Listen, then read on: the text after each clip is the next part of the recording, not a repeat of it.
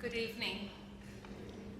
The organizers of the Young Entrepreneurs Dinner, I think this is amazing. I wish that when I was an entrepreneur, I had something like this to come to. So you're all very fortunate that you have this opportunity on a Friday night where others are out there having fun, spending money. You're sitting to find out how you can improve your business, how you can make more money. You know, when I think of my life, when I was going through school, I don't think I thought about my career because my mother was a housewife. The brother came very late. He was the last born, fifth born. And there was no conversation about careers. It was like all I was expected to do was grow up and eventually get married, maintain a home. That's what happens when you have a mother who's a housewife. Recently, I had a conversation with my father, and he said to me, he said, you know, I made a big mistake. And I said, what mistake, Daddy? And he goes, I wish I sent you to university. And I said, why?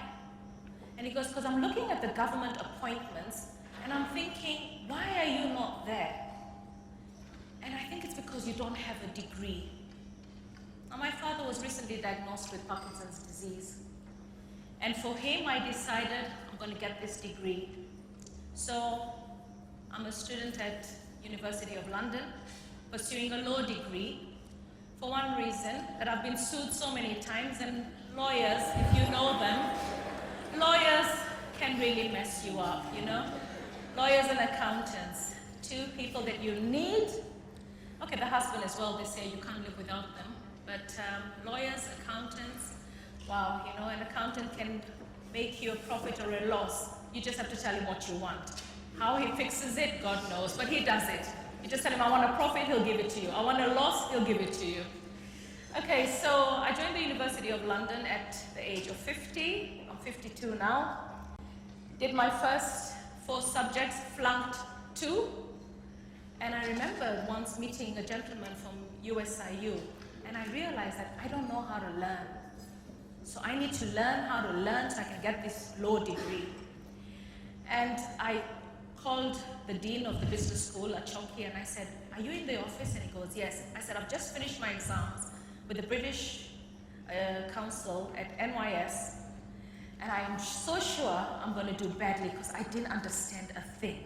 I thought I had it together, but I don't. So he says, yeah, come over, and I signed up to USIU. So I'm pursuing 2 degrees. I recently did my University of London exams, and I passed all of them. I've got my diploma in law. I'm in my 2nd year. So I'm going to be a lawyer one day. Not a liar, a lawyer. And I'm going to be a good lawyer. All right? Why? Because I want my father to see me graduate. He's going to see me graduate next year before I run for the governor's seat. And the reason he's going to see me graduate, and I hope that God keeps him till then. You know, I know we always wish, you know, I remember once going to South Africa, and everybody, and I went for a meeting with the mayor of Pretoria, and they were actually wishing and praying that Mandela survives until the World Cup. And I was thinking, oh, that's really nasty. Like now I'm in that position where I'm praying that my father makes it until my graduation so that he can see me graduate. So life is about dreams. Life is about goals. I never thought I was going to ever get a degree, and now I want it so desperately. And going into the university, you know, the first 2-3 weeks that I walked through the university, I was like, God, these people don't eat. Everybody's like a pencil. I was the hero pen, you know. There were bigs running around. And I enjoyed. I'm learning so much. So one piece of advice that I'd give every entrepreneur is don't give up on the books, because life is changing so fast and so drastically. And you've got to keep up to date. The things I'm learning today are going to help me today and tomorrow. So read and read and read.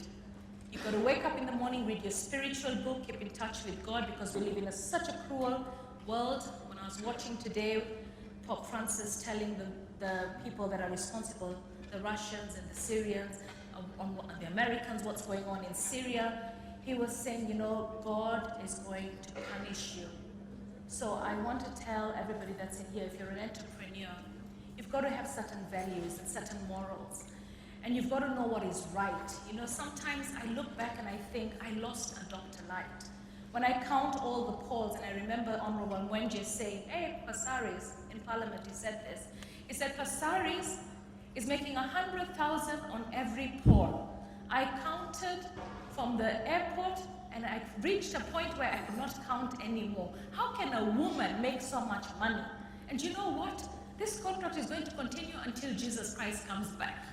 So that was enough for Parliament to throw me out, because I didn't talk the language that you need to talk.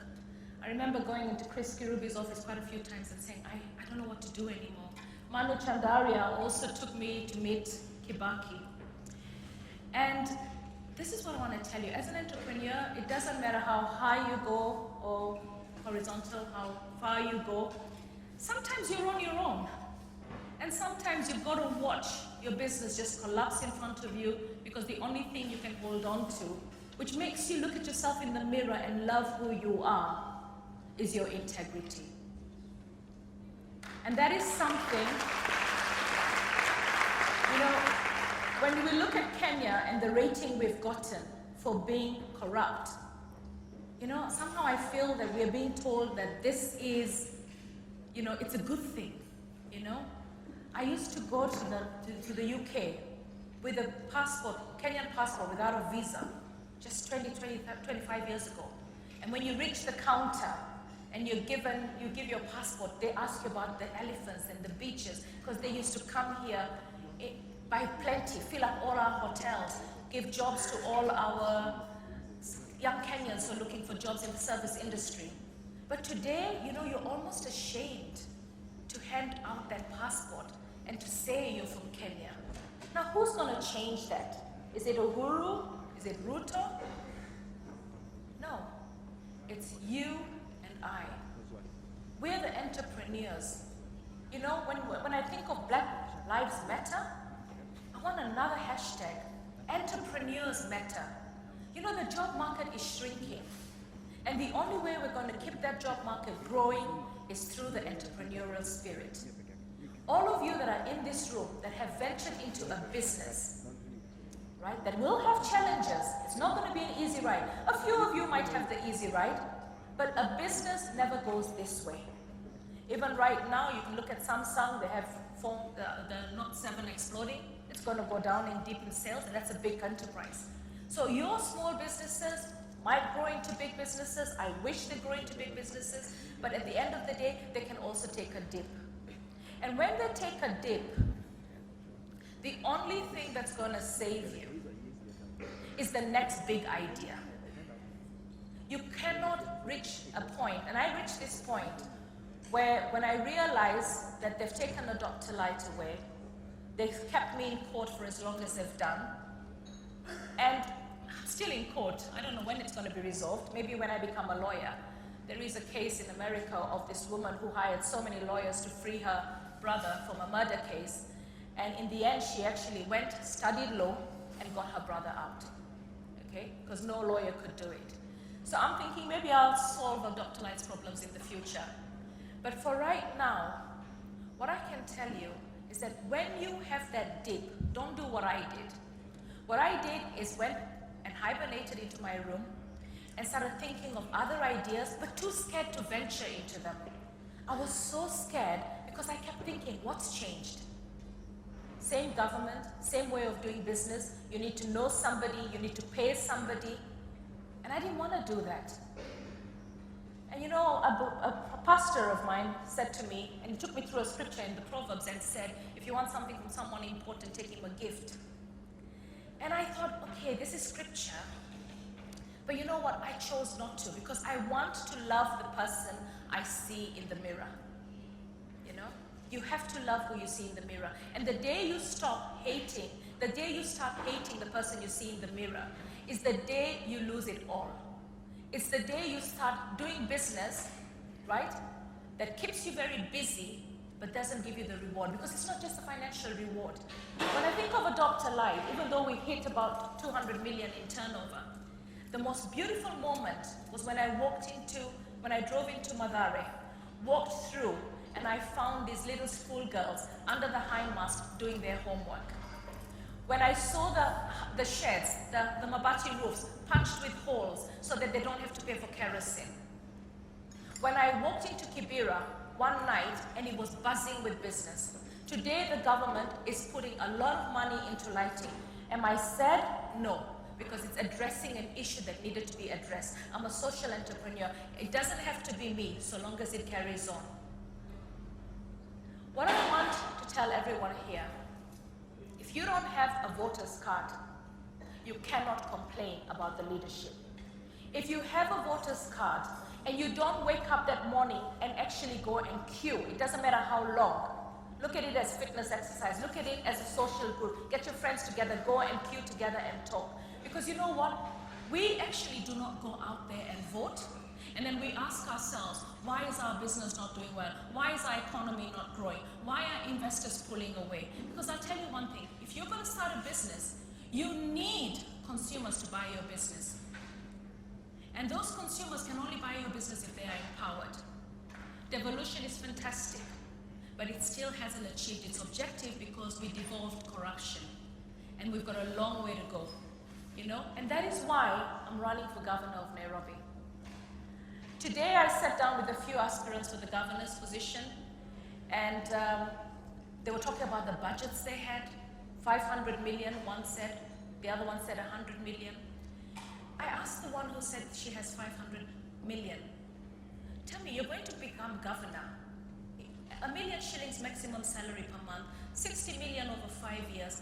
Why would you put 500 million of your own money? The answer is very clear.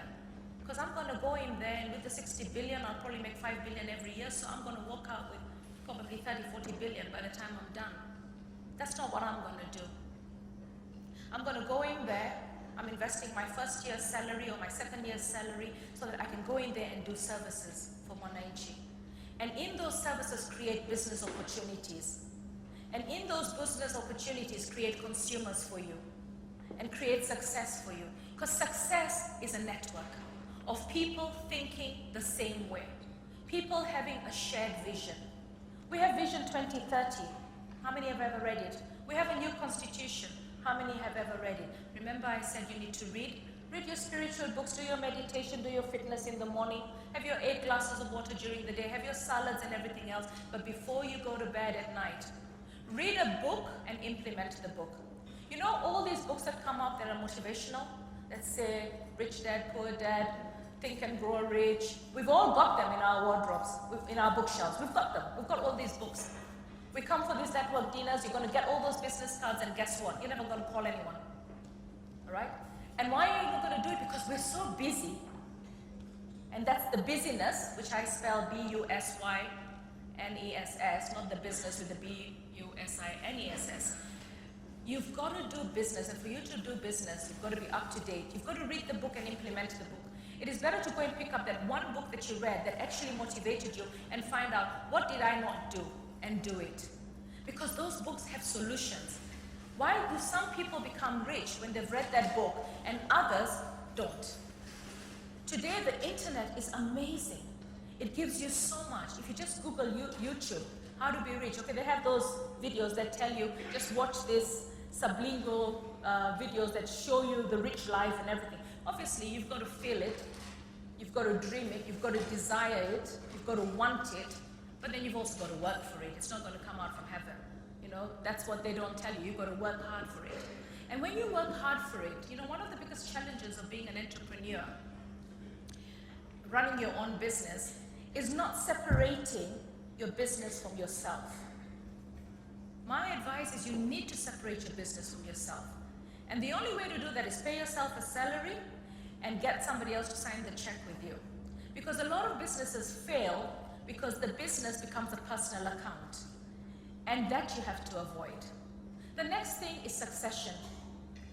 You have to know who's going to take over your business. And it doesn't have to be a family member. We do have a problem with integrity in Kenya, and you find that when you hire people, right, they start a business like you. Don't be angry that they started it. But if you see that you have a very brilliant salesman, or you have a brilliant human resource, or you have a brilliant accountant, and you want that person to be part of your enterprise, let go of some shares. It is better to have a slice or 2 slices of Black Forest cherry cake than to have a queen cake on your own. Because enterprises grow when they're shared. And it is a shame to lose one of your key salesperson to become your competitor when you basically could have actually said, you know what, I'm going to give you shares. Because ownership is everything.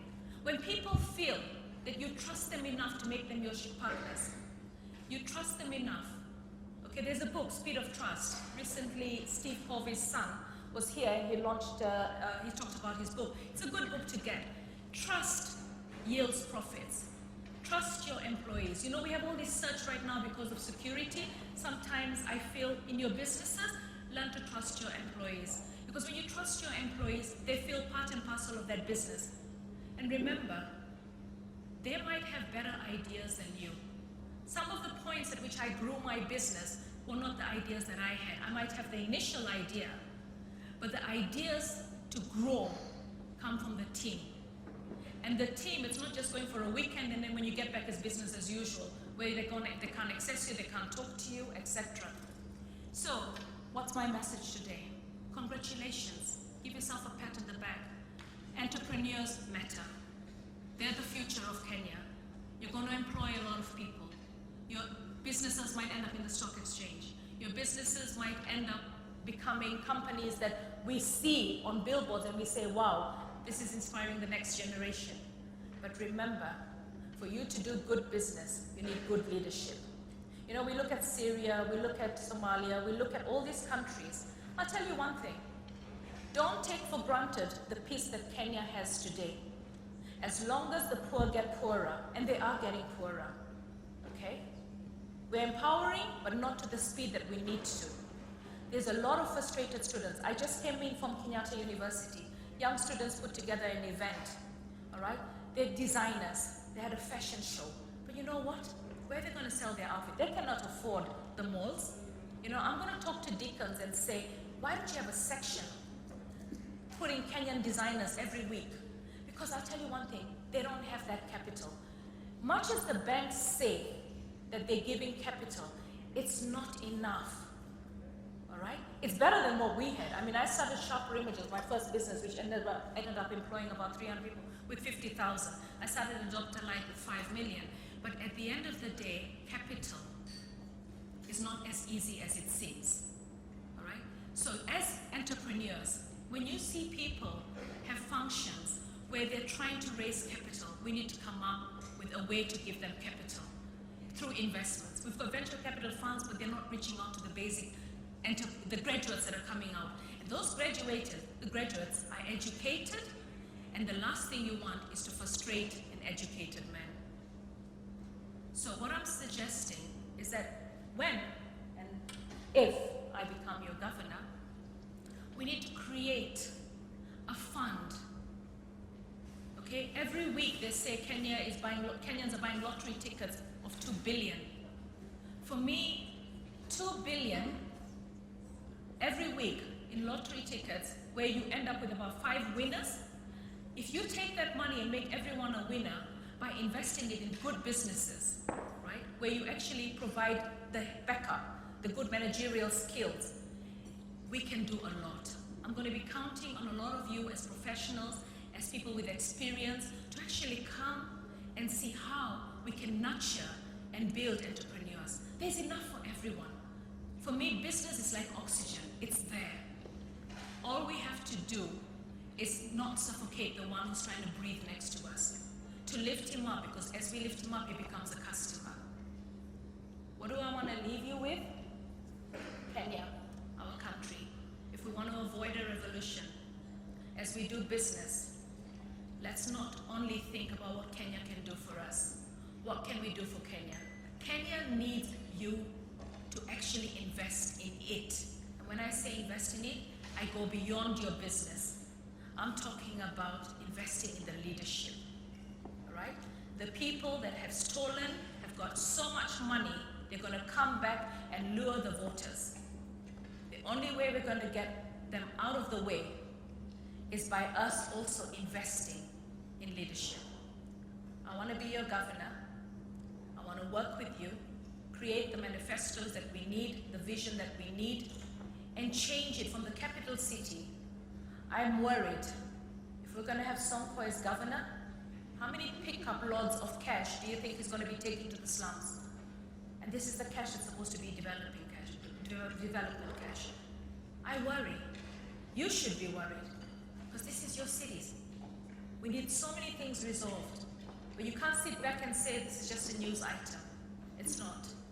Invest in Kenya so that your investment can count. Thank you.